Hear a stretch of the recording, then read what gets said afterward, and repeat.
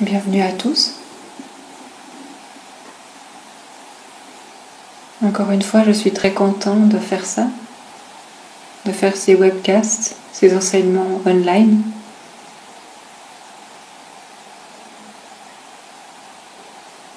Et je suis contente de pouvoir discuter de certaines questions qui sont importantes pour notre pratique et pour notre développement spirituel.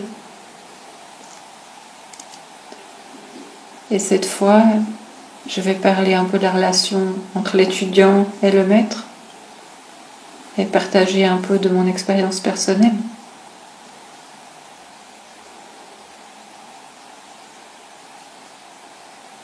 En général, la raison pour laquelle cette relation est importante, c'est parce que, par exemple, si vous êtes un pratiquant du bouddhisme Bön,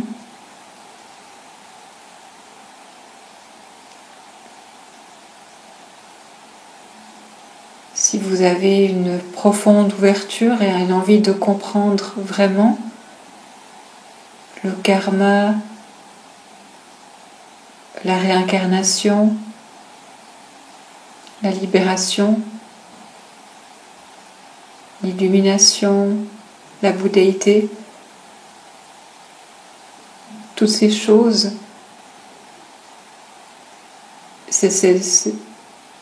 les individus peuvent le chercher et l'atteindre, et pour ce faire, cette relation est très importante. Et la raison pour laquelle c'est très important, c'est parce que quel que soit le développement, le niveau que vous voulez atteindre, c'est un voyage qui est très long et qui demande la persistance et aussi un soutien continu.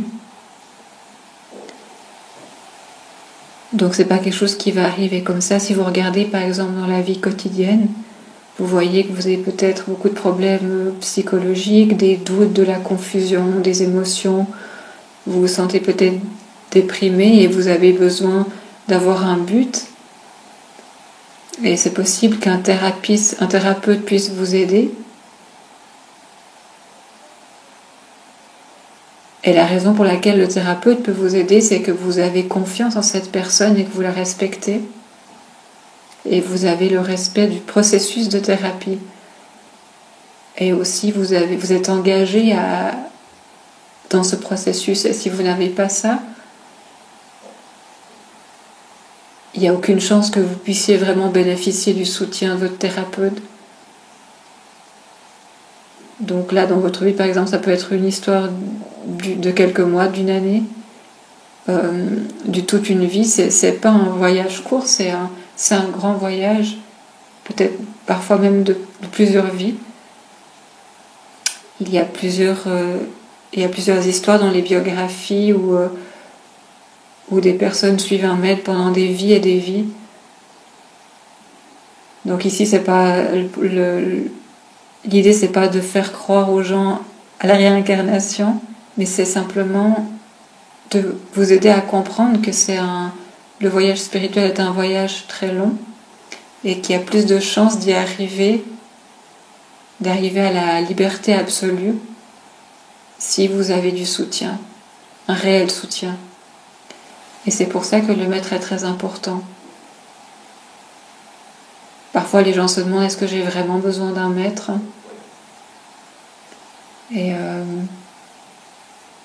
Et en général, on peut se demander, est-ce qu'on a besoin d'un maître sous une forme humaine ?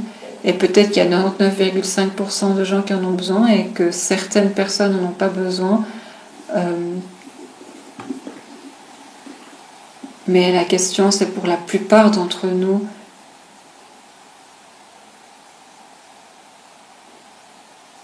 moi, je me considère personnellement pas comme faisant partie des gens qui n'ont pas besoin d'un maître. Je me considère comme faisant partie du groupe de personnes plus large qui a besoin d'un maître. Donc cette relation est très importante. Parce qu'il y a beaucoup de connaissances à acquérir. Et il y a beaucoup de pratiques que vous devez apprendre. Et pour pouvoir suivre et pratiquer toutes ces pratiques, il y a beaucoup de défis et d'obstacles, des obstacles intérieurs, extérieurs et sacrés. Et pour ça, vous avez besoin d'un mentor, quelqu'un qui vous soutienne et vous guide à travers ces défis et ces challenges. Donc si le chemin est important et que la libération est importante, le maître est très important. Et c'est donc pour ça qu'il nous faut avoir un maître. Il y a des gens qui demandent comment est-ce que je trouve un maître. Et je dis que c'est une question très importante. Dans une de nos retraites d'été, une personne a demandé à mon maître, et on s'est Rinpoché, la même question. Elle a demandé comment vous avez trouvé votre maître. Tout d'abord, il faut le chercher.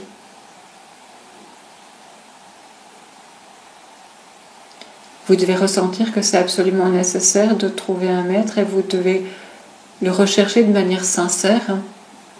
Et une fois que vous l'avez trouvé, une fois que vous avez trouvé quelqu'un, il ne faut pas vous précipiter et tout de suite vous engager de manière excitée. Personnellement, j'ai eu beaucoup d'expériences de ce genre, des gens qui viennent pour la première fois et qui me disent « Oh, vous êtes super, vos explications sont tellement claires, je me sens connectée à vous. » Et ensuite, ils commencent à se plaindre d'un autre maître, par exemple d'un maître qu'ils ont suivi ces 10 dernières années, et ils sont très critiques vis-à-vis de ce maître et ils me font des louanges. Et quand j'entends ça, il y a comme une lumière qui s'allume dans ma tête et je me dis ok, je suis la prochaine victime de cette personne. Donc je ne m'excite pas quand des gens viennent comme ça vers moi. Je me sens beaucoup plus encouragée et plus confiante si des gens viennent vers moi et me disent j'ai suivi quelqu'un depuis très longtemps et j'ai beaucoup de dévotion pour cette personne et du respect, j'ai appris tellement. Mais voilà, cette personne est morte ou elle a déménagé, ou bien on a perdu la proximité, ou je suis dans un état différent et j'ai besoin d'apprendre autre chose. Et je ressens aussi une connexion avec vous. Est-ce que je peux aussi apprendre avec vous? Tout en gardant mon maître dans mon cœur. Et je dis oui. Ça, c'est un bon candidat. Donc de la même manière, mon maître m'a enseigné qu'il ne faut pas se précipiter dans ce genre de décision.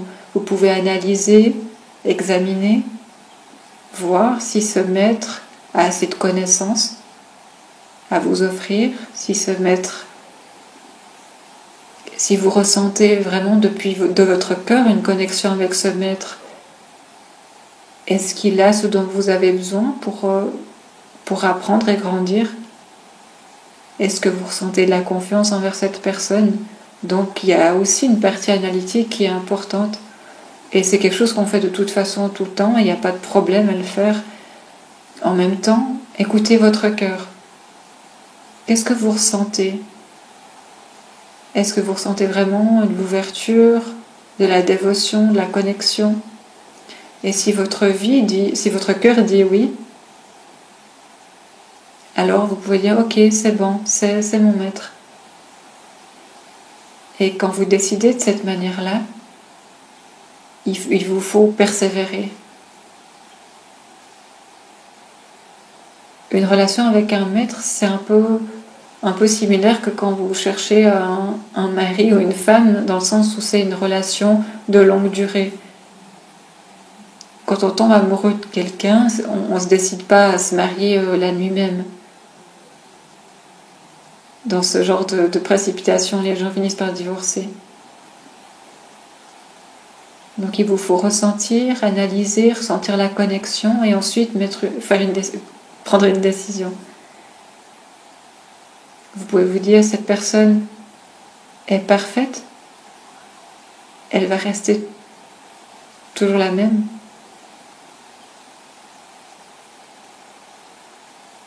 Quand on tombe amoureux, on a tendance à voir la perfection dans la personne. Et après 30 ans, par exemple, on ne peut pas s'attendre à ressentir la même chose.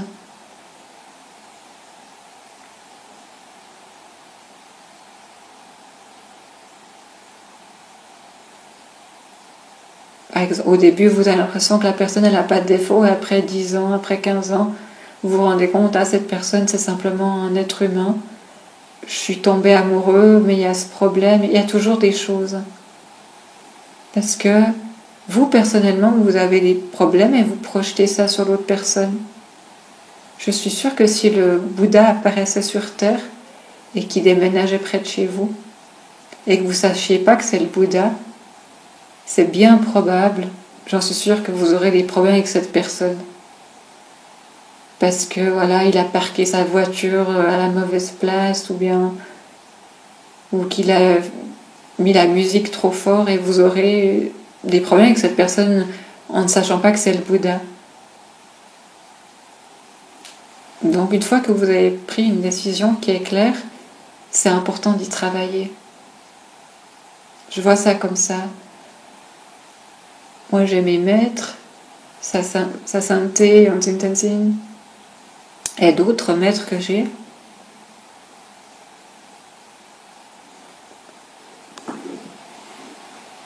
C'est pas toujours facile, des fois il y a des difficultés, des défis, et à chaque fois qu'il y a une situation difficile, dans ma tête, je leur dis pas, vous devez y travailler, vous devez travailler sur ces situations. Mais c'est à moi d'y travailler. C'est à moi de clarifier ces obstacles. Parce que c'est moi qui ai choisi ces personnes comme étant mes maîtres. Donc quand j'ai des besoins ou des attentes ou des désirs qui viennent et que ça devient difficile pour moi, eh bien j'y travaille. J'attends pas que eux ils changent, c'est moi qui travaille dessus, parce que je suis un étudiant. C'est moi qui ai choisi d'apprendre d'eux. Je dis pas qu'ils font pas d'erreurs, ou bien qu'ils sont complètement réalisés. Pour moi, ils le sont. Même si des fois j'ai l'impression qu'il y a quelque chose qui n'est pas correct, c'est moi qui travaille dessus parce qu'il y a cette relation. Donc ça, c'est des choses qui sont très importantes. Et l'étudiant a besoin de travailler sur ces choses.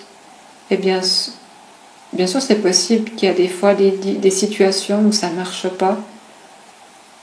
Et dans ce genre de situation, c'est mieux peut-être de ne pas poursuivre cette relation et de mettre fin à cette relation et de trouver la bonne personne.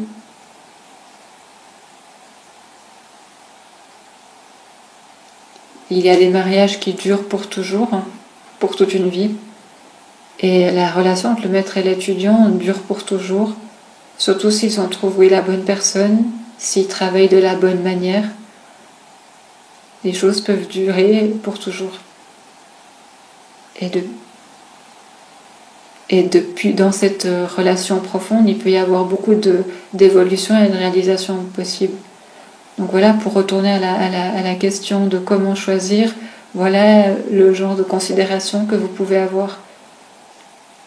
Donc voilà, vous examinez et ensuite, quand vous allez décider, vous y travaillez sérieusement.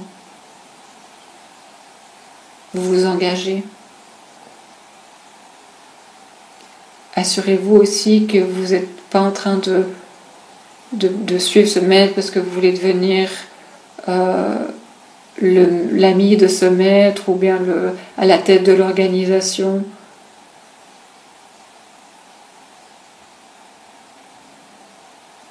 C'est pas possible de ne pas avoir d'ego, mais assurez-vous que c'est pas votre ego qui prenne cette décision, qu'il ait une place minimale dans la relation. Et que votre clarté de cœur et d'esprit, c'est ça qui prenne le plus de place dans la relation. Vous prenez soin de cette relation spirituelle, et vous prenez soin de votre chemin et de vous développer. Et c'est ça qui devrait être le but principal. Toutes les autres raisons, soyez-y attentifs. Et je suis sûre qu'il y en aura.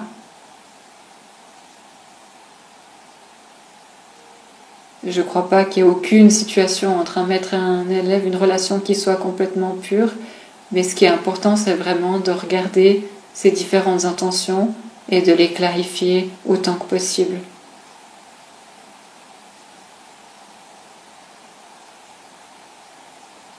Ça, c'est la façon de trouver un maître et de maintenir cette relation. Et comme je l'ai dit, Sa Sainteté Luinte Baibote et Yongzing Rinpoche, mes maîtres principaux,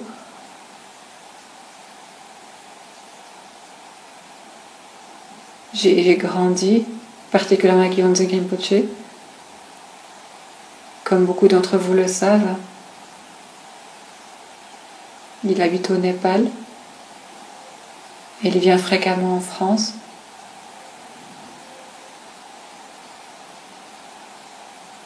En été, il est souvent en France et il fait des retraites là-bas et j'encourage mes étudiants d'y aller et de ressentir sa présence. Donc ma relation avec lui, c'est une relation de 40 ans. Et c'est pas seulement une relation de cette vie, je sais que c'est une relation qui va continuer après cette vie. Si j'ai assez de chance dans la prochaine vie pour continuer cette relation.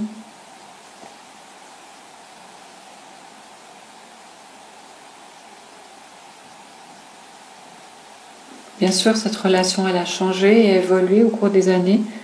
Quand j'avais 10 ans, quand j'étais un petit garçon de 10 ans, je comprenais pas grand-chose ou j'avais pas beaucoup de connaissances sur comment me relier à mon maître. J'étais un peu comme son fils, donc c'était plus une relation père-fils. Et je me souviens très clairement que des fois, il m'a aidé à me nettoyer, à manger, il m'a guidée. Et graduellement, ça s'est transformé dans une relation vraiment d'enseignement où il me donnait des leçons tous les jours. Et aussi, j'ai ressenti beaucoup de proximité par rapport à lui. Je me sentais complètement à l'aise de lui parler de tout ce que j'avais envie de lui parler.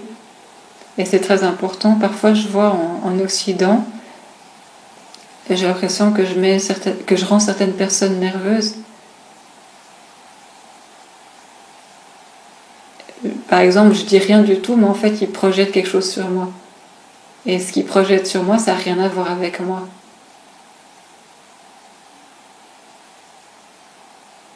Je suis simplement normale, détendue, et les gens projettent. Et ils deviennent nerveux, et ils n'arrivent pas à parler. Et je pense que c'est important que les gens puissent parler et partager leurs sentiments, comme moi j'ai pu le faire avec Yongzing Rinpoche pendant 40 ans. Et une fois que j'ai fini mon certificat de Geshe et qu'on allait au Tibet ensemble, je suis devenue un adulte et j'ai continué ma vie. Je suis partie en Occident et depuis la relation elle a changé. Donc maintenant j'ai pas la chance d'être tout le temps avec lui tous les jours, le matin, midi, soir, à manger avec lui. Mais de temps en temps, je vais le visiter, je vais au Népal chaque année.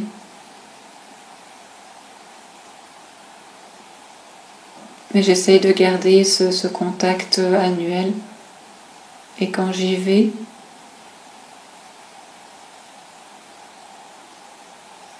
rien n'a changé, je suis toujours un étudiant. Et je fais ce que l'étudiant a à faire. Donc cette relation a été très enrichissante dans ma vie. Et c'est tout à fait possible pour tout le monde d'avoir ce genre de relation.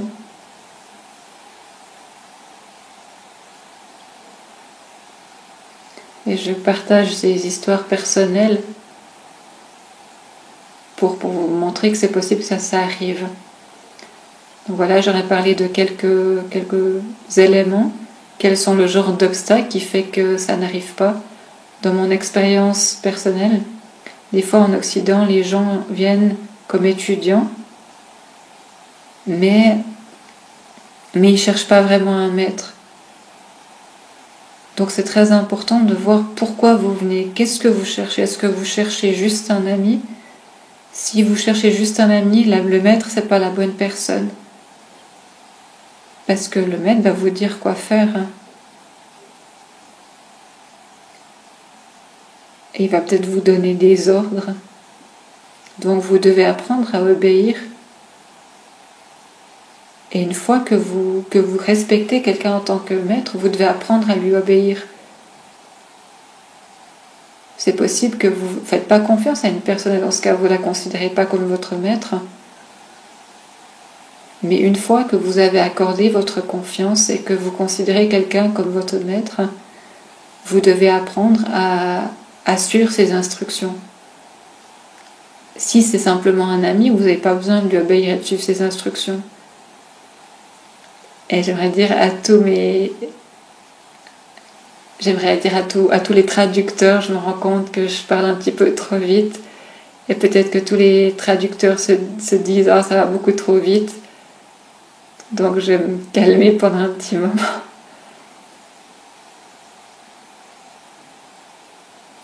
Et je vais parler un petit peu plus lentement.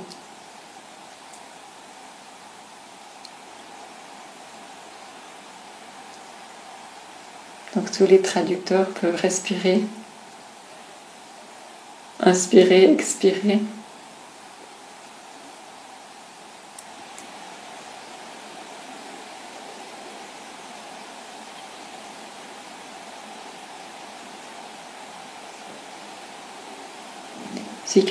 Si vous cherchez simplement un ami, vous ne cherchez pas un maître.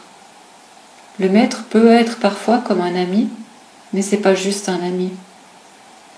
Si vous cherchez une relation, le maître, c'est pas la bonne personne avec qui avoir une relation, très clairement. Parce que le maître, il va quand même toujours vous donner des instructions et des ordres. Et si vous êtes en relation avec quelqu'un, vous voulez peut-être pas qu'il vous donne des ordres. De la même manière, si vous cherchez un partenaire pour faire des affaires, le maître, c'est pas la bonne personne parce que le maître est dans une position différente et dans les affaires, on a peut-être besoin d'avoir quelqu'un qui est dans un rapport d'égalité. Si vous cherchez le pouvoir dans une organisation, de nouveau, le maître, c'est pas la bonne personne vers qui aller. Je vois ça dans ma propre expérience. Il y a des gens qui sont venus vers moi et je vois qu'ils sont un peu intéressés à moi et aux enseignements, mais ils sont plus intéressés à trouver une forme de pouvoir au niveau de l'organisation, une position de pouvoir qu'ils n'ont pas trouvée en eux-mêmes. Et dans ce genre de situation, j'aime toujours dire que le pouvoir est à l'intérieur, que le refuge intérieur, il est vraiment à l'intérieur de vous. Mais si vous cherchez le pouvoir au sein du groupe ou au sein de l'organisation, les communautés du Dharma, c'est un des endroits les pires où aller pour trouver du pouvoir. Il y a beaucoup trop d'opinions, il n'y a pas toujours l'habileté. Et le temps libre, c'est pas un endroit où il faut chercher le pouvoir. Si vous cherchez ça, allez plutôt dans la politique.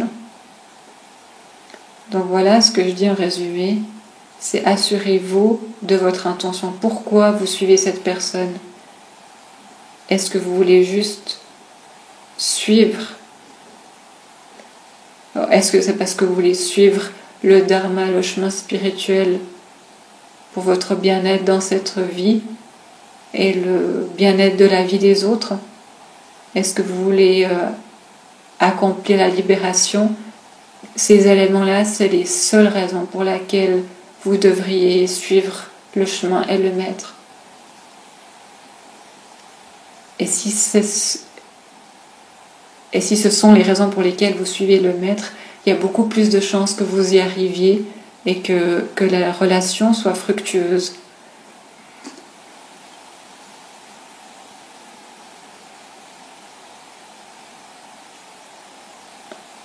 Donc c'est très important. d'établir cette relation dans cet esprit-là. Bien sûr, on travaille toujours au sein de la communauté, au sein de la Sangha, parce qu'on croit au service.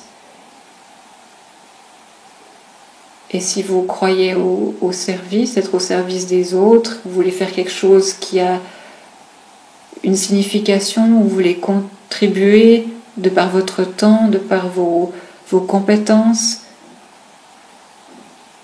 en vue de quelque chose auquel vous croyez, bien sûr, vous pouvez vous engager dans la Sangha, mais si vous le faites, assurez-vous que vous vous tenez de manière humble, que vous réduisez votre ego au minimum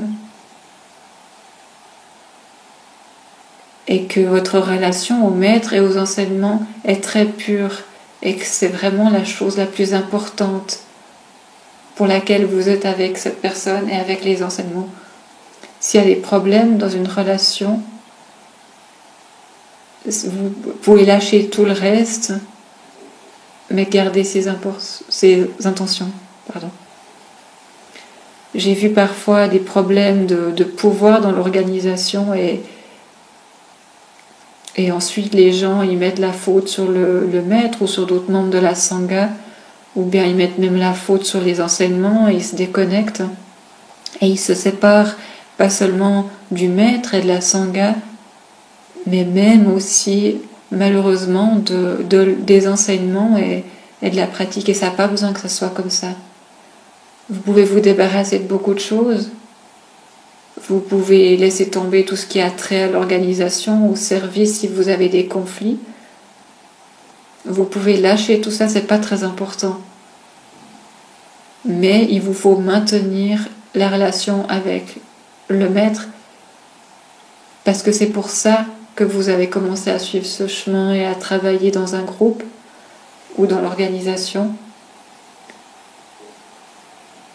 Vous suivez le maître et ça marchera pour vous parce que vous avez commencé avec la bonne intention. Mais parfois ça marche pas parce que les gens ont des intentions mixtes et ils ont tout mélangé, le maître, l'organisation, les enseignements, la communauté. Donc oubliez votre position dans l'organisation, toutes ces questions-là, mais ne lâchez jamais les enseignements et la pratique. Vous pouvez recommencer avec un autre enseignant, vous pouvez recommencer avec d'autres pratiques, mais toujours continuer une forme de proximité avec le maître.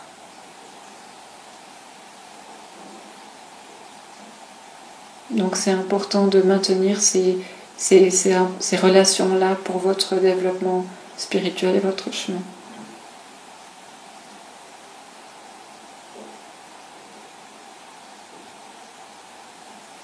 Je vais donner un petit peu d'espace pour les traducteurs.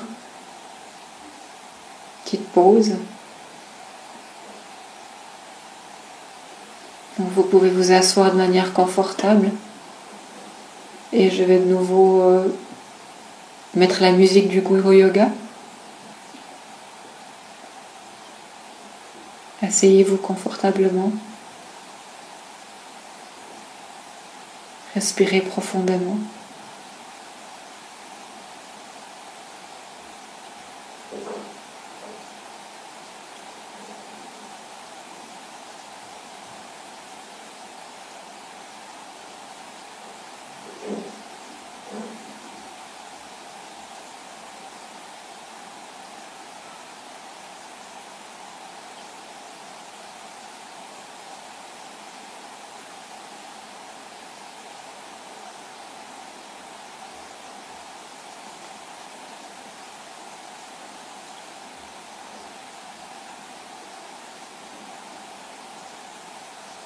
Asseyez-vous de manière confortable. Amenez votre attention à l'intérieur.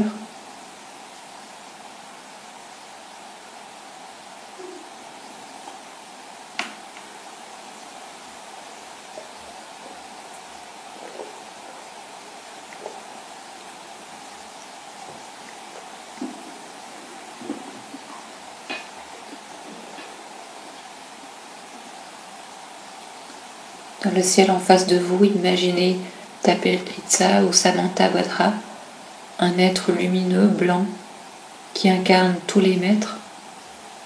Ouvrez votre cœur, ressentez la dévotion spontanée.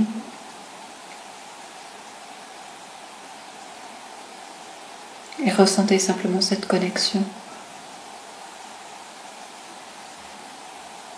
La connexion avec vous-même, la connexion avec tous les maîtres, c'est une seule connexion.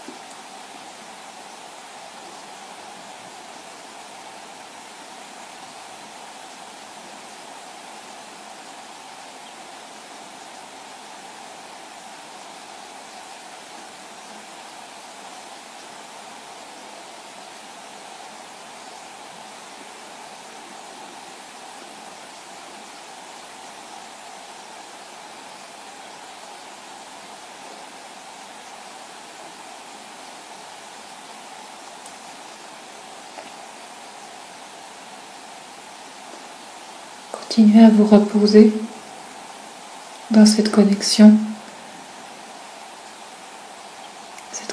à vous-même, cette connexion au Maître.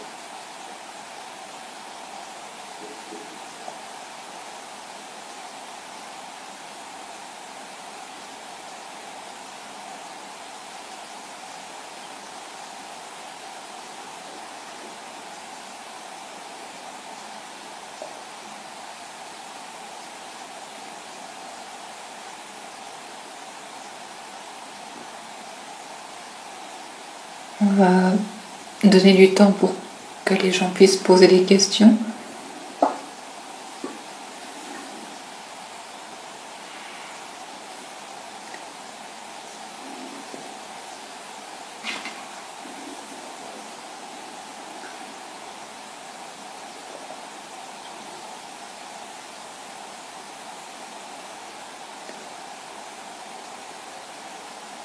Pendant ce temps, ça vous laisse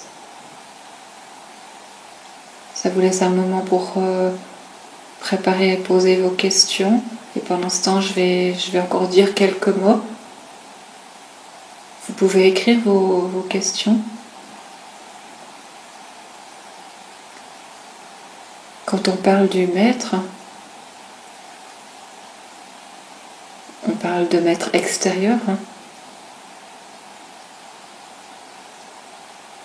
La raison pour laquelle j'ai beaucoup focalisé sur le refuge intérieur, c'est parce qu'on a tendance à bien connaître le refuge extérieur.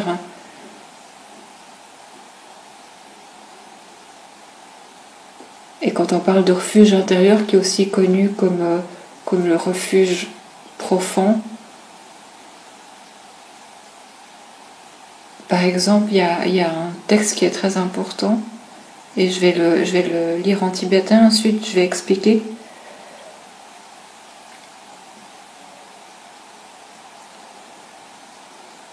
Ça dit, la signification du Maître, c'est celui qui guide et qui protège, celui qui montre et interprète, et ce à quoi ça fait allusion au refuge intérieur, notre essence intérieure, la nature de l'esprit, ce qu'on appelle Rigpa, la conscience innée.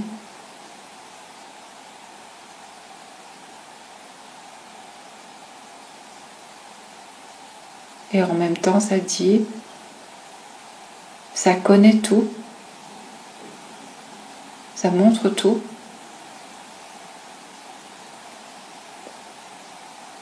C'est le montreur qui montre. Celui qui montre tout ce qu'il y a à montrer. C'est celui qui connaît tout.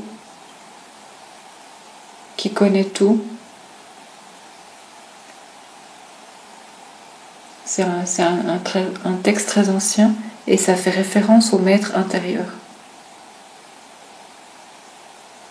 Et ces 2 dernières années, j'ai beaucoup focalisé sur le refuge intérieur quand vous êtes tranquille, silencieux et spacieux à l'intérieur.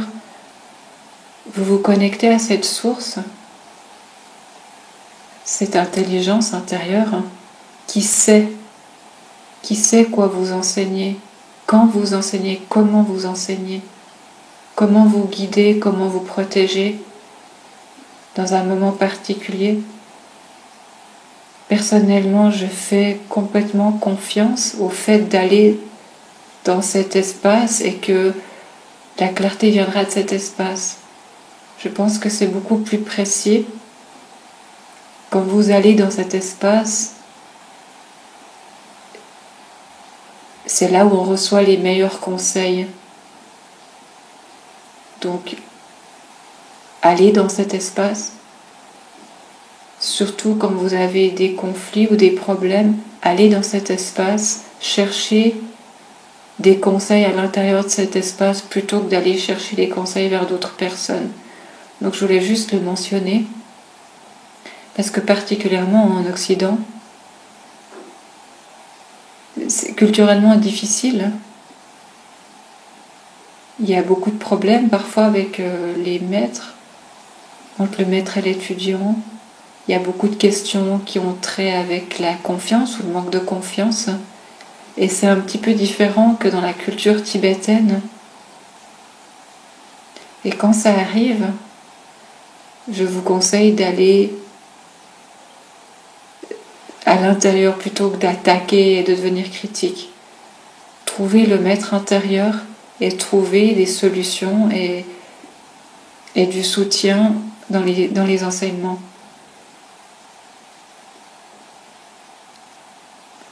Donc voilà, je vais m'arrêter là et on va passer aux questions.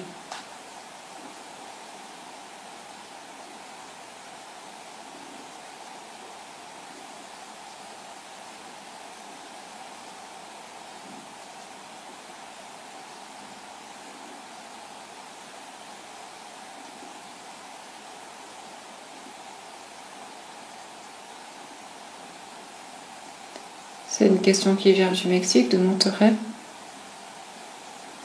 Quelles sont les vraies caractéristiques ou les qualités du maître ? Bien sûr, il y a beaucoup d'explications différentes dans les enseignements. Je vous donnerai une réponse très simple. Les caractéristiques du maître qui représentent les enseignements tels qu'on me l'a enseigné, le maître doit être ouvert. Donc assez de qualité du premier refuge, de l'ouverture, qui a aussi les qualités du deuxième refuge, qui est assez conscient, qui a aussi la chaleur, qui est la qualité du troisième refuge. Et quand on parle d'espace infini, ça veut dire que le maître n'est pas égoïste, l'ego il est tenu à son minimum, il y a beaucoup d'espace, il y a de la bienveillance.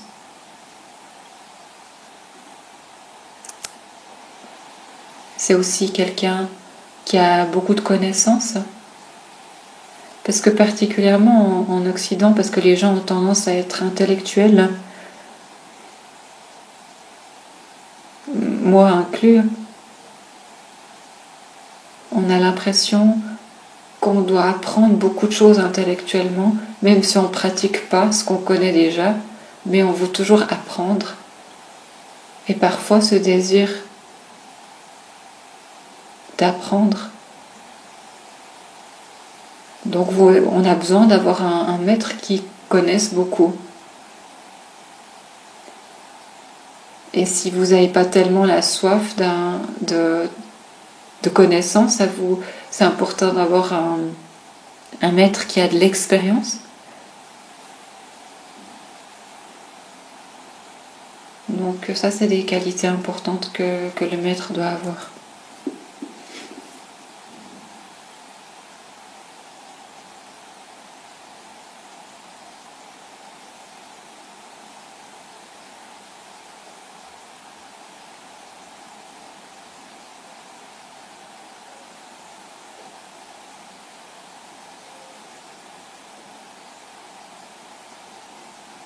La deuxième question. Comment est-ce qu'on gère la situation où où l'étudiant il ressent de la résistance par rapport aux enseignements eux-mêmes? C'est une bonne question. Bien sûr, mon sentiment c'est que parfois dans l'Occident, le maître il essaye d'enseigner trop de choses différentes, trop de thèmes différents. Et surtout les enseignements qui viennent du Tibet, il y a beaucoup de choses, d'éléments culturels dans ces enseignements qui sont importants pour les Tibétains, mais qui ne sont pas forcément nécessaires en Occident.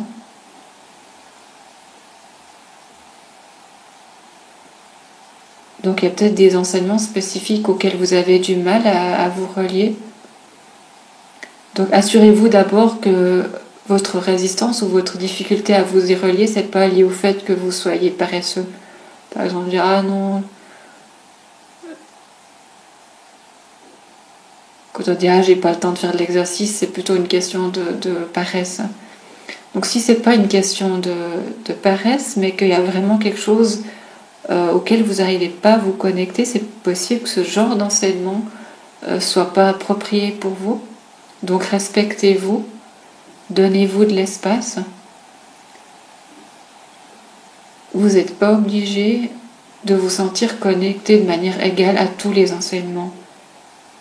Donc c'est ok que vous ne vous sentiez pas connecté de manière profonde à tous les enseignements qui existent.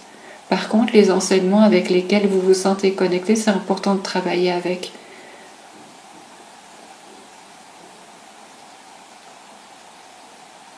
Et s'il y a des enseignements auxquels vous ne vous sentez pas connecté, vous pouvez vous donner l'espace de ne pas les pratiquer. Ça ne veut pas dire qu'il y a un problème avec ces enseignements, mais simplement que vous n'êtes pas connecté. Ça ne veut pas dire que ces enseignements ne sont pas importants, mais simplement ça ne vous correspond pas à ce moment-là. Mais respectez les enseignements tels qu'ils sont. Essayez de les préserver. Parce que ce sera bénéfique pour d'autres personnes. Donc gardez toujours ce respect envers tous les types d'enseignements.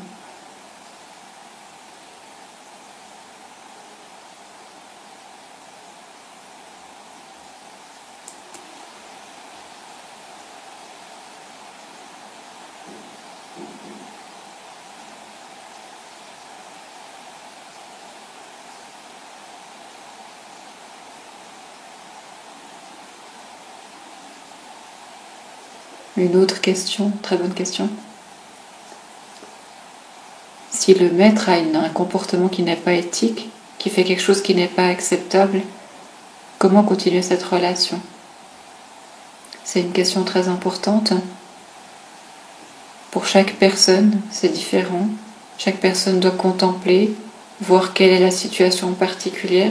Mais s'il y a une situation où clairement il y a quelque chose qui n'est pas juste et que plusieurs personnes, que tout le monde ressent la même chose, vous n'avez pas besoin de suivre ce maître.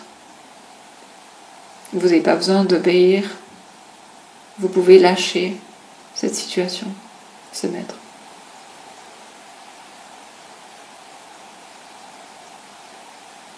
Mais quel que soit le conflit, et c'est possible que ce soit lié vraiment à la relation entre vous et cette personne. Donc là, il faut y travailler. Par contre, s'il s'agit d'autre chose, vous pouvez lâcher.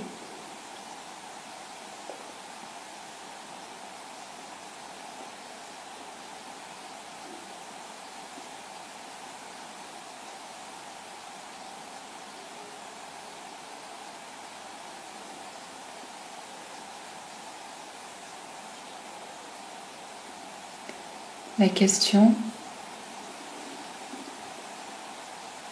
si on appelle le maître de loin, est-ce que le maître l'entend? J'ai posé cette question à mes maîtres et il a souri. Yangzin Rinpoche a souri et il a dit, j'ai dit des fois j'ai de ces rêves où je parle avec lui et des conversations par exemple qui arrivent de manière séquentielle et quand je lui pose la question il sourit et je ne sais pas comment interpréter ce sourire et quand les gens me posent la question à moi, clairement je les entends pas. Donc j'entends pas quand les gens m'appellent. Mais je pense pas que ce soit très important que j'entende. Si je suis en train de dormir et puis quelqu'un m'appelle de l'autre côté du monde, je vais pas me réveiller au milieu de la nuit. Mais si la connexion est là, comme dans la méditation profonde, on dit vous n'avez pas besoin d'appeler. On appelle quand la connexion elle n'est pas là. Donc si vraiment vous ressentez que la connexion est là, arrêtez de hurler de loin. Simplement tournez-vous vers ce refuge intérieur.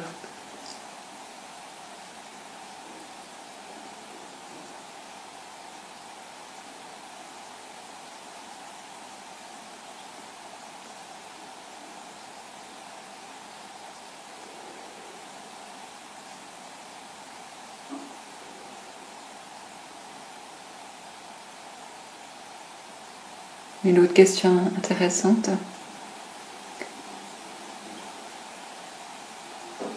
C'est une question de la cybersangha et d'un étudiant de la cybersangha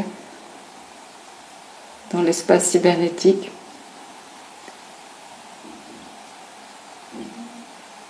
Quelle est votre attente des étudiants de l'espace cybernétique ?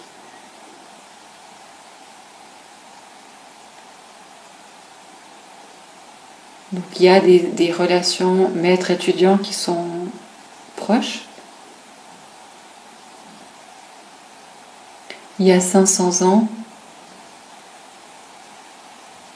quand les textes et les enseignements étaient transmis directement de maître à élève,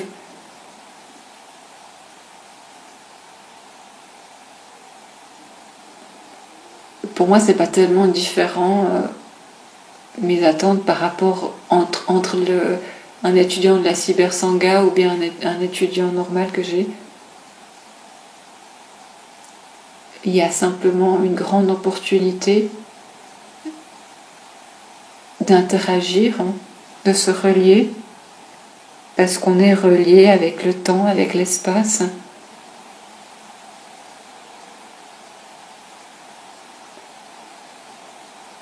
Et on est maintenant dans l'ère d'Internet et ça nous permet de nous connecter les uns aux autres. Et je trouve que c'est très bien de continuer à développer cette relation comme nous le faisons aujourd'hui. Et au fait, à toutes les personnes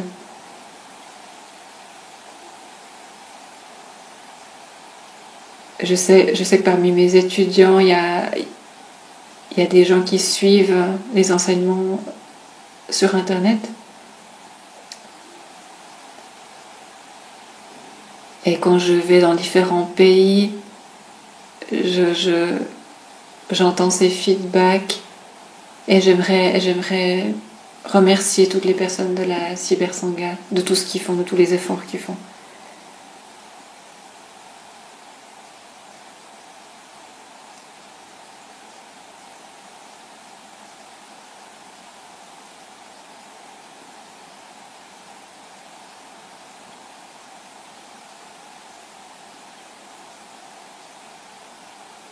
Donc une autre question.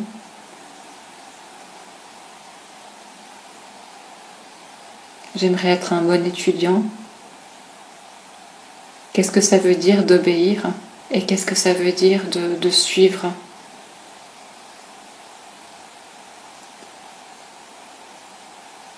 Obéir en ce qui me concerne,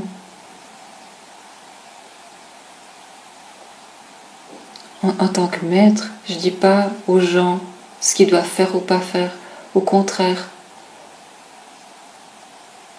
je ne suis pas ce genre de personne, comme vous entendez parfois des histoires sur d'autres maîtres qui ont une discipline très stricte. Je ne suis pas comme ça, mais pour moi, par exemple, je vais être plus directe par rapport à certaines choses. Par exemple, je dirais à quelqu'un, je me souviens pas l'avoir dit, mais Mais parfois, j'aimerais dire à quelqu'un, t'as l'air égoïste dans cette situation, mais je me souviens pas l'avoir dit.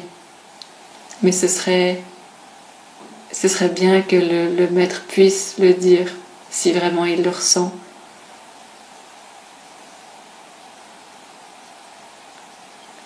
Donc si je devais dire ça, il faudrait que je puisse avoir un étudiant en face de moi qui est capable de le dire aussi. Qu'il puisse me dire par exemple, toi aussi t'es égoïste.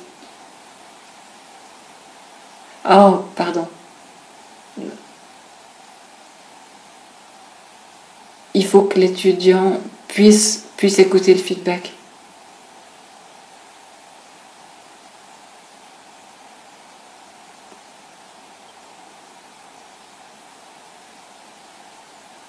Donc en fait, la réponse de l'étudiant, ça devrait être « Merci de me montrer mon ego et je vais y travailler ».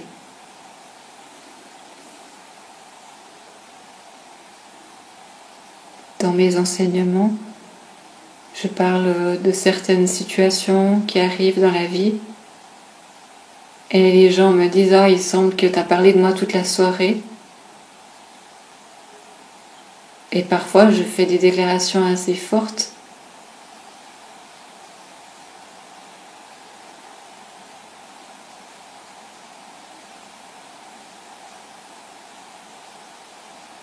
Pour résumer, c'est important de prendre à cœur les feedbacks que le maître donne et d'y travailler.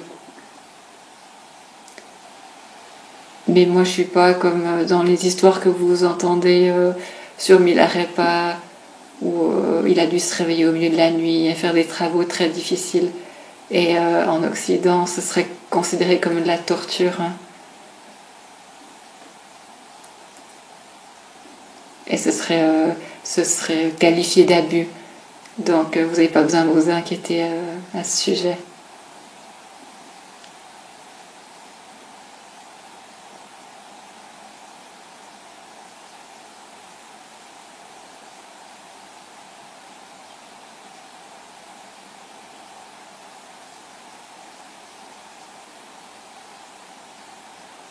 Une autre question intéressante.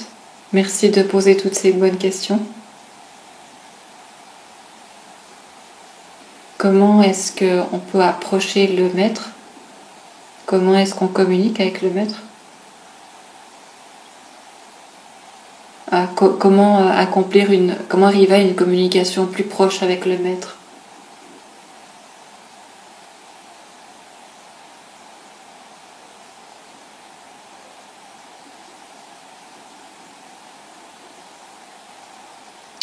C'est une bonne question. Il y a beaucoup de problèmes qui sont liés à cette question, parfois.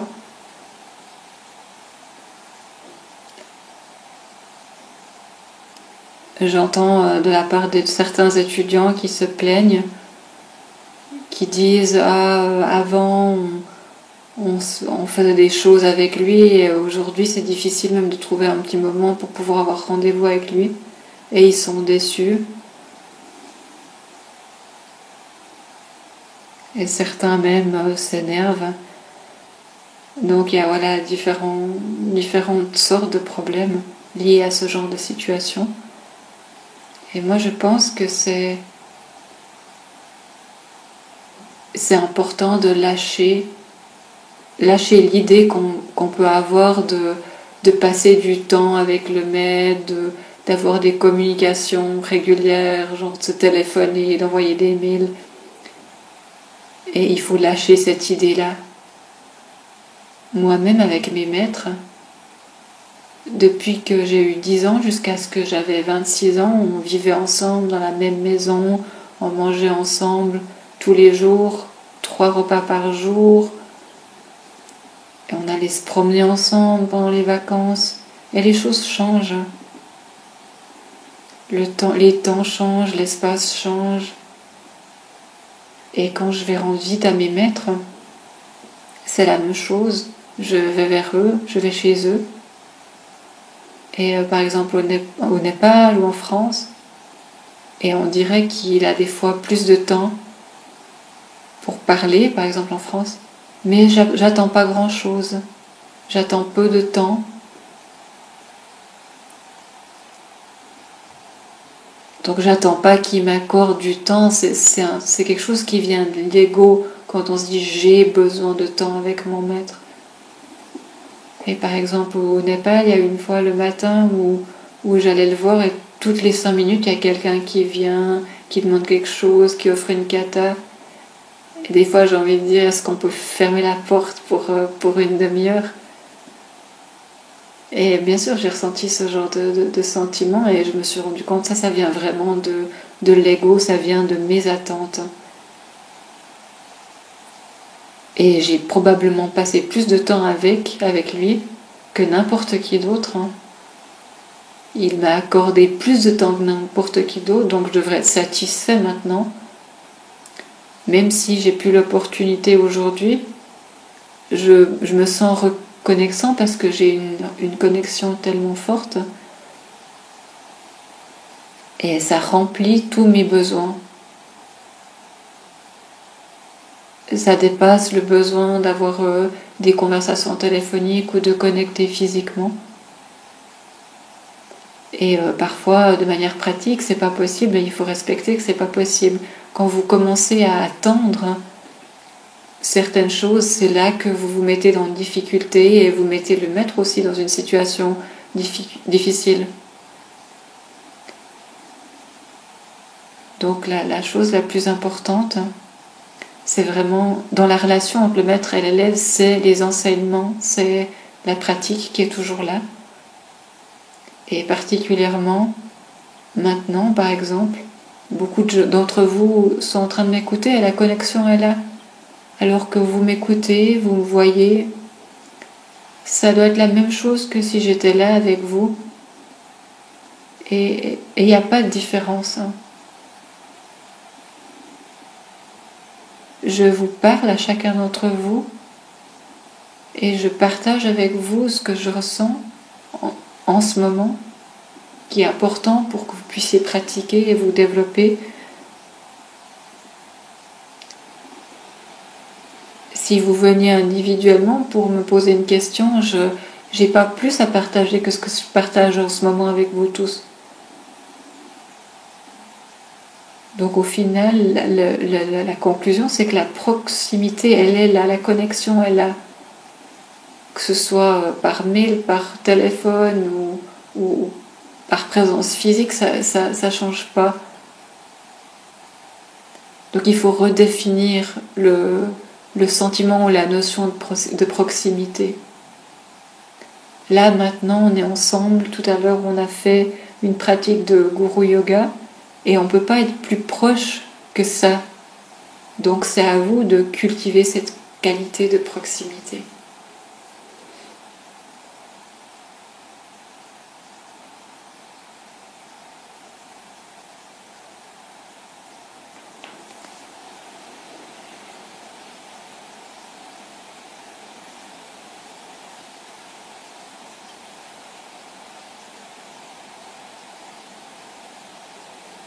Il y a 2 questions. Une question c'est est-ce qu'un étudiant peut avoir plus d'1 mètre? Et j'ai déjà dit tout à l'heure que j'avais plusieurs maîtres. Donc vous avez dû l'entendre. Donc c'est déjà la réponse à la question. Bien sûr, un étudiant peut avoir plusieurs maîtres, plus d'1 mètre. Et l'autre question, c'est est-ce que l'étudiant peut avoir plusieurs maîtres de lignées différentes? Bien sûr.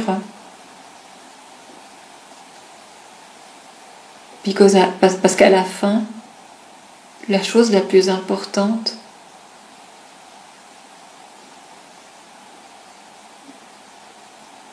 c'est vous.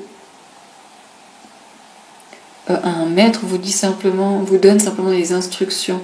Par exemple, j'ai 2 étudiants qui suivent un autre maître, mais ils n'ont pas de conflit entre eux. Parce qu'ils incarnent les 2 traditions en même temps. Ils essayent de pratiquer dans les 2 traditions. C'est des choses différentes, ils ne mélangent pas tout. Et quand ils comprennent ces pratiques, dans l'essence, ils voient que ça va au même endroit. Donc l'essence de ces pratiques, c'est la même. Ça mène au même endroit. Par exemple,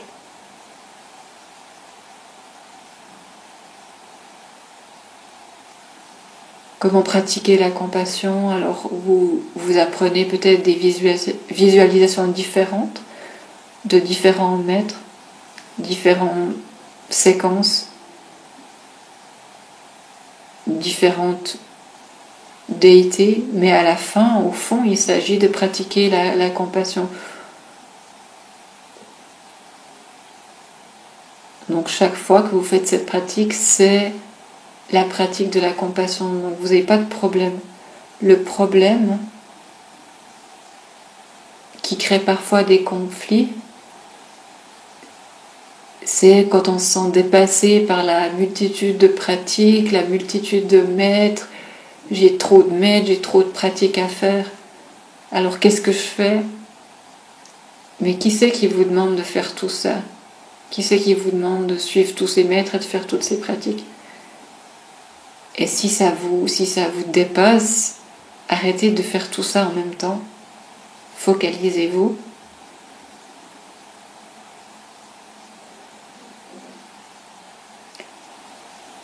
Ne vous lancez pas dans un genre de shopping où vous allez chercher des maîtres, des pratiques, comme on le fait parfois en Occident. Est-ce que vous utilisez ce que vous avez acheté? Parfois quand moi je fais du shopping, je me dis voilà, c'est une chose. Parfois on achète des choses parce qu'on se dit ah ça a l'air bien, mais en fait on l'utilise jamais. Donc l'idée c'est acheter la meilleure chose et utiliser-la tout le temps. Donc trouvez un maître et suivez-le.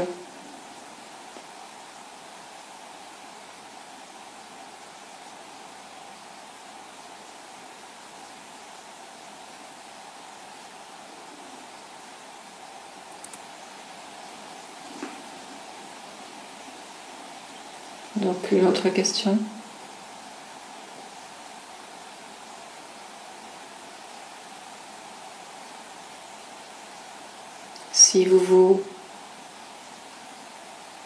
Comment garder les engagements que vous avez avec un premier maître si vous allez vers un deuxième?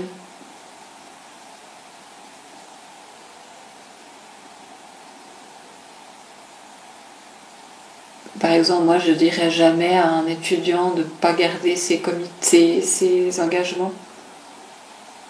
Mais surtout, connectez-vous profondément à la pratique. Il n'y a pas besoin de trop rechercher. Si on recherche beaucoup de choses, c'est un signe qu'on n'est pas satisfait, qu'on n'a pas trouvé vraiment la connexion. C'est qu'on ne connaît pas la connexion. C'est qu'il n'y a pas assez de profondeur dans la connexion. Vous ne tombez pas amoureux de tout le monde. Si vous tombez amoureux de tout le monde, c'est que vous n'avez pas une vraie connexion avec quelqu'un. C'est un peu similaire.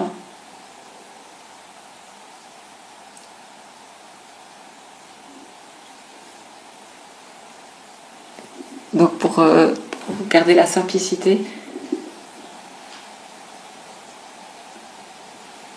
si vous suivez quelqu'un et que vous avez peut-être que c'est une question plutôt sur la pratique, si vous avez pris des engagements de pratiquer certaines choses et ensuite vous allez vers un autre maître qui vous donne d'autres pratiques, donc maintenant vous n'avez pas le temps de faire les deux. Si ça c'est la question, si c'est la situation, si vous pratiquez la première chose ou la deuxième chose, le présent ou le passé, si vous êtes vraiment au fond de votre cœur, si vous reconnaissez l'essence de ces pratiques, je ne pense pas que vous brisiez vos engagements parce que vous faites d'autres prières ou d'autres techniques. Si vous ne faites pas les pratiques, si vous vous déconnectez de la pratique, Si vous prenez position contre ces pratiques, là peut-être vous brisez vos engagements. Je ne sais pas si la première partie de mon explication n'était pas nécessaire, si j'ai mal compris la question.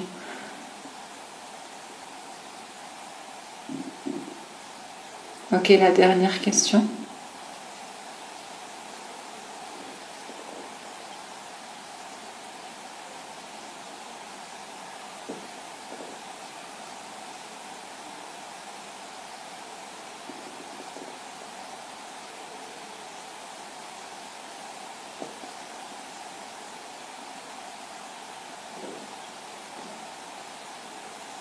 La question, c'est quelle est la prochaine étape si je veux suivre ces enseignements bonnes et vous suivre vous. Donc la question, c'est déjà la prochaine étape. Gardez cette question dans votre esprit. Si cette question reste très présente dans votre esprit, active, la réponse, l'intelligence innée va vous répondre qu'est-ce qu'il faut faire ensuite et il faut écouter cette voix. Merci à tous.